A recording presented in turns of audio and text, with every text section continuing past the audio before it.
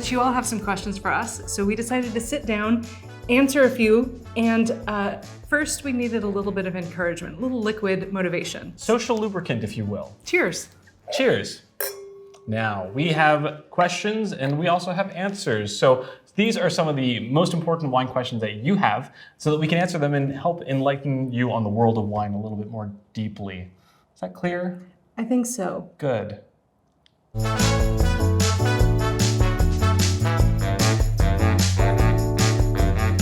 What's most important when pairing food and wine? What do you think?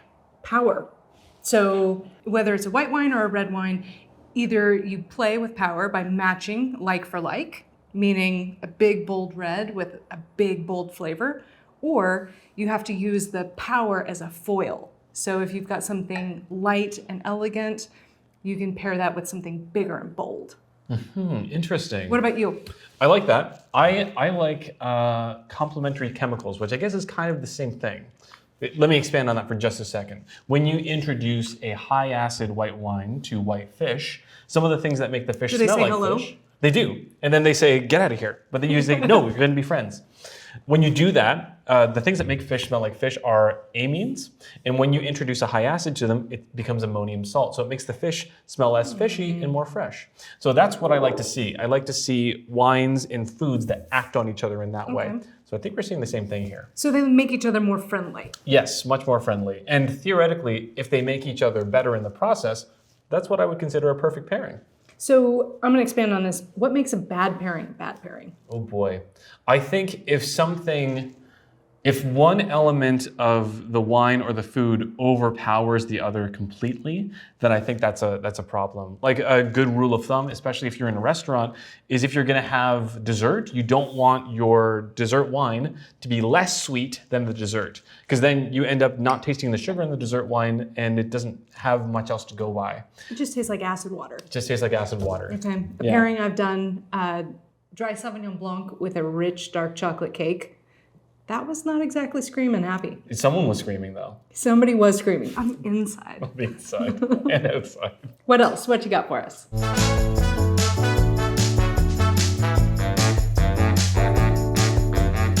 I remember when I first started in this journey of being a sommelier, someone said, no, the rule is open a bottle, finish a bottle. So that is the easiest answer, but it's also not true to the reality of most people. Maybe you want to have a glass now and have another glass tomorrow. So how long does it last in your fridge? Ooh, I feel so seen here. There's a lot of rules and then there's the reasons to break them. So some things that are going to make a wine last longer in your fridge or on your counter are the natural preservatives in the wine. So that would be acid, that would be alcohol, that would be tannin. So some wines are just going to have more of that stuffing to be able to hold longer. Generally speaking though, a couple of days for a light white wine, maybe up to 3 or 4 for a big bold red, perhaps something like what I'm drinking, might benefit from a little bit of that oxygen, but it's also personal. The flavors that you like in a wine may dissipate and fall a little bit flat after time. So I say have fun and explore. There's no hard and steadfast rules. I agree. I also say give that wine a hand. If you're gonna open a glass of wine and then you wanna have it again tomorrow, cork it back up real fast so you don't let too much more oxygen in, that's gonna tear it apart. If you got a white wine, get it in the fridge, slow down that oxidation reaction. Things that you can do to give your wine a little hand so I can give you one too. It's like a high five. Yeah, hey. Hey.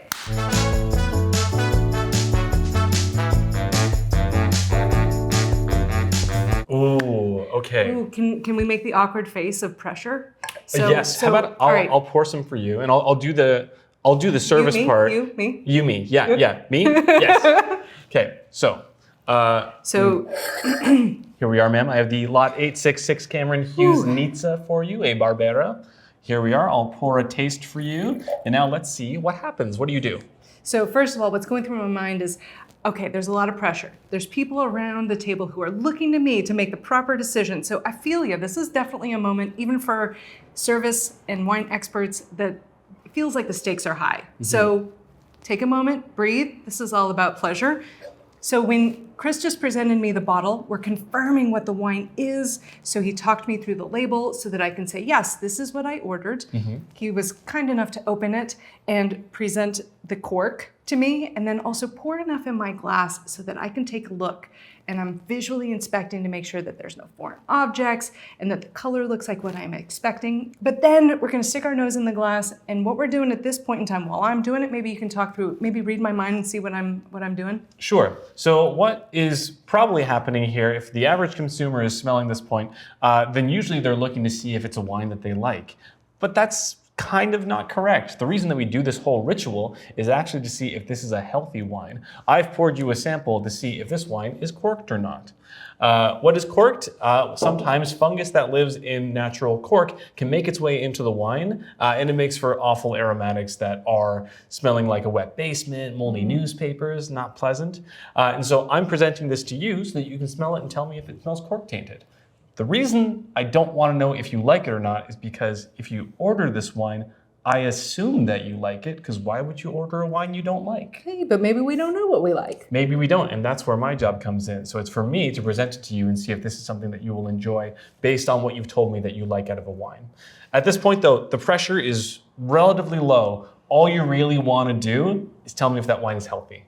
So I'm gonna take a sniff, take a sip, confirm that I'm not getting any off flavors, anything that I don't like about this wine or that makes it seem flawed.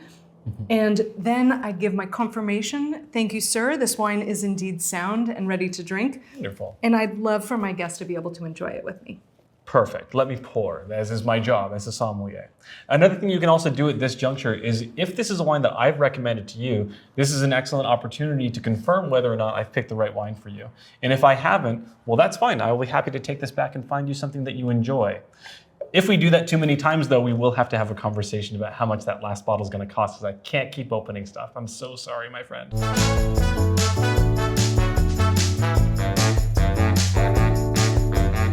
So this brings up a good question, whether you smell the cork or not. What does this tell you? Okay, so when you have a natural cork, if you're smelling it, the rule of thumb is if the cork smells like wine, the wine will not smell like cork. But it's not 100%. Say that twice fast. If the cork smells like wine, the wine will not smell like cork. If the cork smells like wine, the wine will not smell like cork. It fell apart, I'm so sorry. So it's not 100% accurate. It's a good rule of thumb. So you should smell the cork, in my opinion, but you shouldn't rely completely on how the cork smells. There are some instances where I've smelled the cork and I've thought there might be a little cork taint, and I was incorrect. The wine was actually sound. So it's something that's worth checking, and then me confirming later by tasting it. It's another data point. It's more information that can tell us more about the wine in our glass, but Exactly. It's not the only thing that we're going to take it on. Yeah, it's not the be all end all. And even so, the cork might be healthy, but there might be other faults to the wine. So again, not 100% reliable, but like Katie said, it's a very good data point.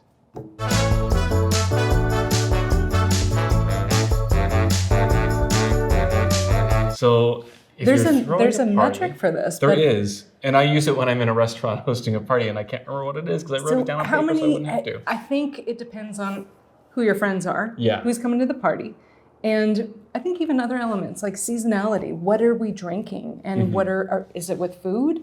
I could go deep on this one, but what are your thoughts? Michelle. First off, you have to know your audience. So you have to figure out, is this like a big holiday party, tear one off blast? Or is this like a family affair for like after a wedding reception or something like that, where you have a mix of all ages? Maybe not everyone can drink. So you have to kind of figure out how many legal adults are able to drink this beverage. Well said, sir. Yeah, approximately how much on average are they going to have per person? And then you just do the math from there. Every bottle of wine theoretically has 5 standard servings of 5 glasses. 5 glasses in it, yeah. So if you do the math that way, and let's say you've got 10 people, each of them is going to drink about 3 glasses. Well, by that, you've got 30 glasses of wine, you need 6 bottles minimum. And that's if the wines aren't corked. The party planner's rule of thumb, get more wine than you think you're going to need. You as the host or hostess will have the benefit of enjoying the wine at another time if you don't open it. And you can always just open what you need, but more is always safer. More is always safer. You don't want to, you'd rather have more wine left over than not enough and guests clawing at your office door wondering where they can get more alcohol. Yeah. I've actually had one of those parties. I threw a baby shower and it was filled with wine-consuming adults, aside from the mother-to-be, and we ran short on wine. I underestimated my group. That was a little uncomfortable. Yeah, you hate when that happens. You hate to see it. For my wedding, I had all my friends and then a ton of sommeliers come. So not only did we run out of the wine that I had got for the wedding, we went through all the wine that all my sommelier friends had brought. But luckily, they brought it, so that was no problem. Well, that's how you know it's a good party. Yeah, and after you've had that much wine, you're not too picky about what else is on the bar.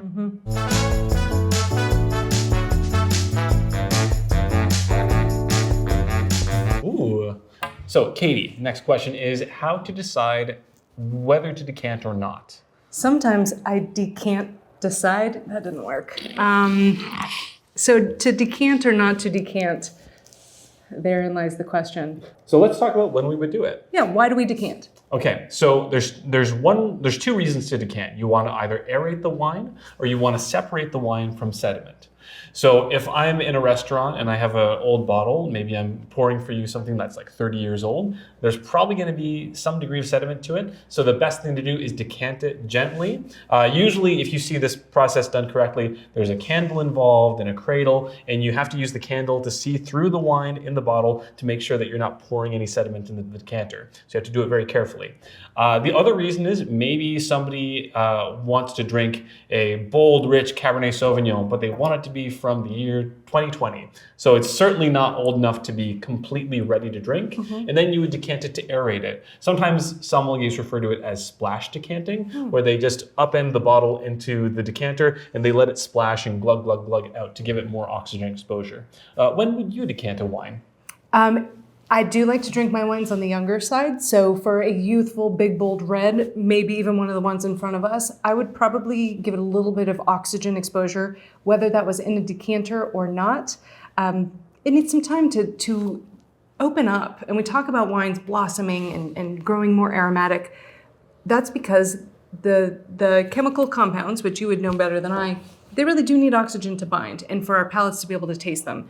So my rule is, again, not hard and steadfast, but have fun with it and get to know a wine and see when it opens up to the way that you like to drink it. My husband and I have a couple wines that he likes to have 3 days open before he enjoys them.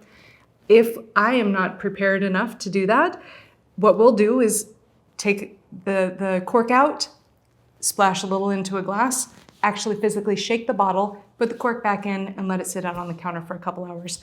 Starts to open up. So it's not necessarily about having a crystal fine decanter. It could be another container. You can also decant in your glass. I was just trying to imagine myself in a restaurant opening a bottle and then shaking it vigorously in front of the guest. Oh, it's so fun. And I don't think I can quite get there, but maybe at home I'm going to try it, maybe with one of these guys. You know, he's a winemaker, so he can get away with a lot of the sins that maybe I couldn't get away with. But when he does it with his own wines, it's like, oh, well, if the winemaker does it, then it's got to be okay. Yeah, he knows how he likes it. And also, you know how you like your wine too. So do what's right for you.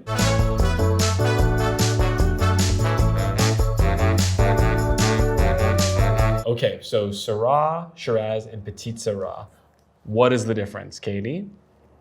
Well, first of all, we're talking about 3 different red grape varieties.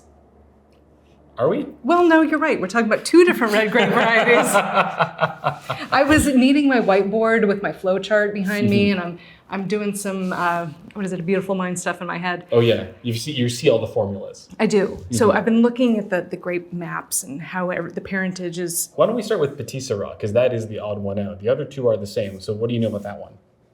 Petite Sirah, it's a little grape with a big, bold flavor. So Petite Sirah, Derif, Pelleracin, and what's the other? Syrah. And Syrah. Yes. They got married, they had a baby. Uh-huh. The baby was Petite Sirah. Boom, give him a cigar. So it's a big, bold red wine, as opposed to Syrah/Shiraz. What do you know about the difference between that? So what I know about that is that some people will say that Shiraz is actually is a town in Israel. And they'll say that that's where that's from because they also make wine. But the existence of Shiraz, the grape, predates the existence of grape growing in that village. So we know there's not an A to B on that one. What we do know is that Syrah was brought over to Australia and was possibly mislabeled as Shiraz, which is Scyras. And then over time, colloquialisms develop, and that's where we get Shiraz. That is the best theory that we have right now. So 2 of them are the same. but they do equate to stylistic differences. Yeah. So what do you typically expect if a label said Shiraz versus the same, a different bottle says Syrah? What do you expect? Well, given that Shiraz typically is found in Australia, which tends to have a warm climate, especially where they grow it, I usually expect a very bold wine, a rich wine that has huge bounties of black fruit, lots of black pepper on the nose, and I expect it to be pretty high in alcohol. The tannins I'm going to expect to be about medium. The acidity is going to be relatively low, but it's going to be a banger of like probably 14.5 to 15% minimum. If you're going to have something that's a Syrah, how do you think of that one? If it says Syrah on the label, I'm expecting it to come maybe from the States, US, California. But knowing that Syrah is also one of the grape varieties of the Northern Rhone, those then delve into different stylistic differences to me. I expect maybe a little bit lighter, more restraint. I think it's actually a good call. I think I'm on the path of saying Syrah from the Northern Rhone does feel a little bit lighter in terms of body. Because again, it's not as warm there as it is in like Australia or California for that matter. I would say that it doesn't hinge on fruit quite as much as it does on tertiary aromas. What does Syrah smell like for you? Ooh, I don't seem to be able to pick up one of the really key markers of Syrah, and that's black pepper. So for me, I get a lot of really beautiful blue and black fruits, and then I also get a little bit of that earthy, leathery character, especially if it's aged. Yeah, I'm on the same note for you. But when I think about it in California, I usually expect to somehow kind of split the difference. I usually don't expect it to be quite as big as a Shiraz from Australia, but I do expect it to have those tertiary aromatics that kind of lean into pepper, blackberry, and usually just skirting the ripe to overripe side. I want it to have that tension of having acidity and strength and bold character. These are big red wines. They sure are, and we wouldn't want them any other way.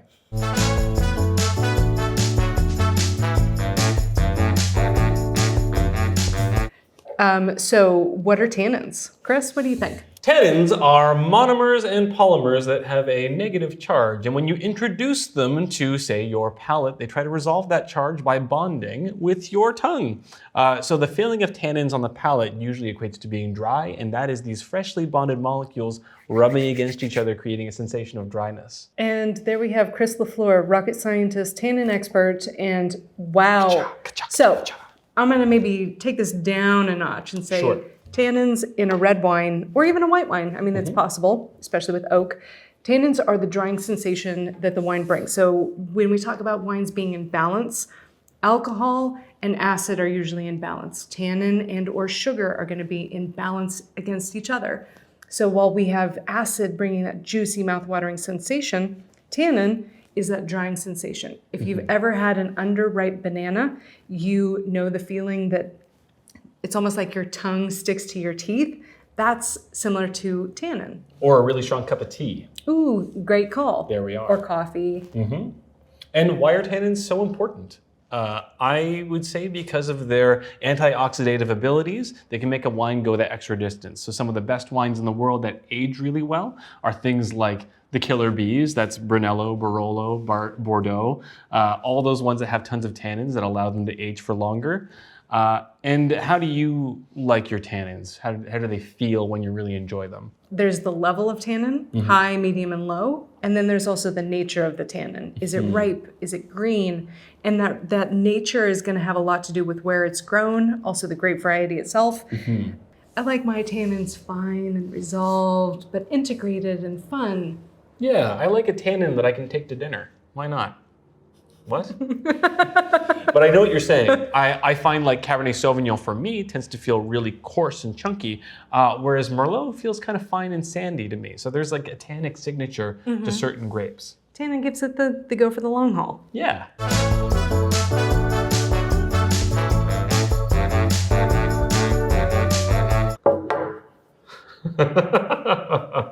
You want to say the question? Goodness. So, Chris, if you were a wine, what wine would you be and why?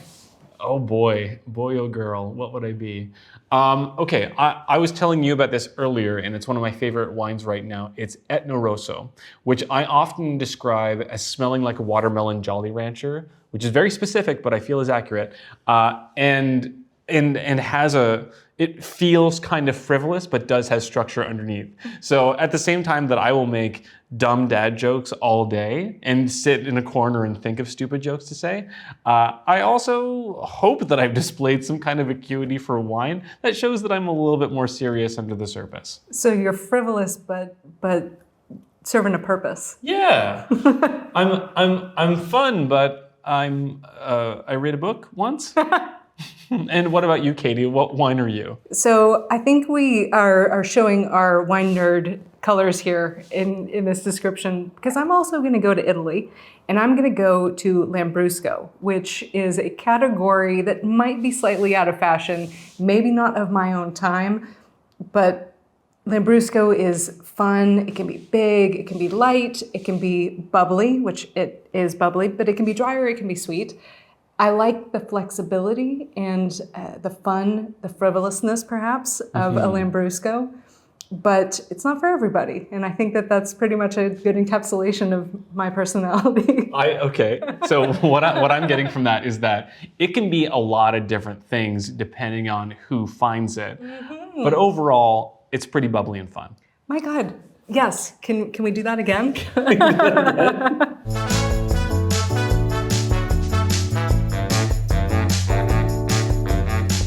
Chris, what is your go-to wine? Oh boy. Well, I like white Burgundy. Anything that's over $200 a bottle. Totally accessible. Yeah. Actually, so what I actually like, I do like white Burgundy. I think white Burgundy, which is Chardonnay from the Burgundy region of France, is delightful. I think that the best expression of Chardonnay comes from Puligny-Montrachet. It's got this wonderful note of flint on the nose. It's got this great hit of mineral character. And I don't even like to believe in minerality, because I know that it's not— You're a mineral denier. I am a mineral denier. It is not possible for grapevine roots to break down minerals to a molecular level and then suck them up and then put them in the grapes in any meaningful way. But I do like what different soils do to certain wines. So if someone's going to tell me that Puligny-Montrachet has minerality, I have a hard time disagreeing, because it does smell kind of rocky and flinty. And I love the way that it feels. I love the acidity to it. I love the lemon pith notes. I love the slight notes of like butter that come from it, usually not aggressive. And I love that stone. That's my favorite wine. It is a little bit inaccessible. It's a very expensive wine, even for me. I don't like spending that much money on a bottle. But if it's offered, I'll never say no. And Bourgogne Blanc is still an excellent example of Chardonnay. Oops. Cheers. Cheers. And what about you? What's your go-to wine? My go-to wine is usually the one that's in front of me. Oh boy. Yeah. Does that sound too lushy? No, that sounds like you are open to all experiences as they come. I think there's a wine for every occasion and an occasion for every wine. And it's just a matter of, life is too short to get stuck on being unhappy. So open a bottle. If that's not the one, try a new one. Yeah, and keep trying. And keep opening. And keep getting them from the chwine.com website. I like that plug there. There we go. I got to make my money somehow. I think that's the end of our question and answer period. I hope that we're going to get more questions from you so that we can answer them later. And with that, Katie, I guess I'll see you at the next class. Yeah, cheers until next time. Cheers.